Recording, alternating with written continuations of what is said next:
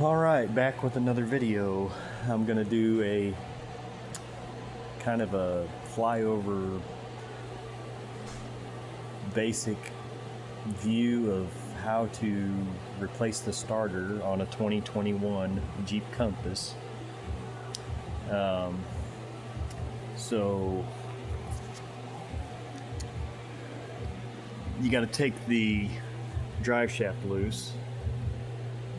The way you do that is there is a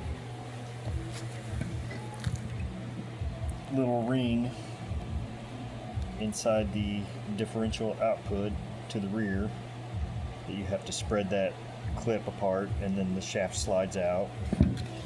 That's after you have taken that loose, the carrier, the support on it, on the drive shaft. Once you do that, you take the axle, the right side axle, pop it out of the transfer case, kind of just support it up there.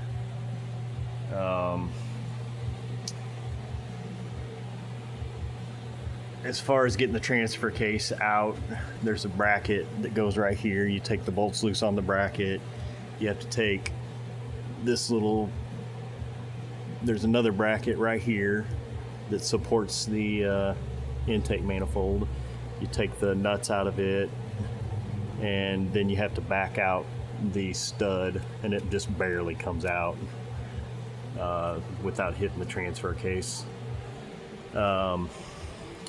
Take the exhaust loose here and here, and just kind of let it lay around in here. Just wiggle, let it flop around to where you can get access to what you need to get access to.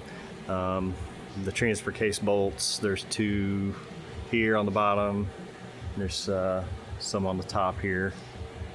You got to get those out.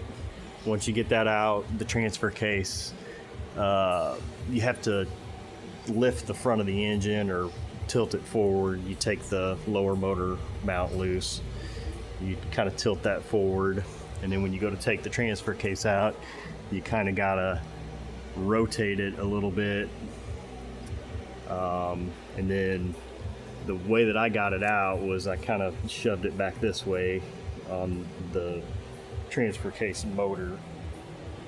It's on the side of it, kind of slides back into this area right here, and then you can take it out through this area right here. There is an O-ring that you're supposed to replace on the transfer case before you get it back in. Once you get to that point, the starter bolts, there's a starter bolt right here. These two come in from the top side. I bent the little vent tube bracket out of the way to kind of get a better line of sight on that bolt right there. But that, and then there's another one up top, which is right here on the back, on the back side. Just so you know, those two bolts on the top of the starter were terribly hard to get loose. They're just super torqued down, and the bolt head is kind of thin on it. It's not real deep, and so it's kind of hard to keep the wrench on it. But once you do that, you just pull the starter back.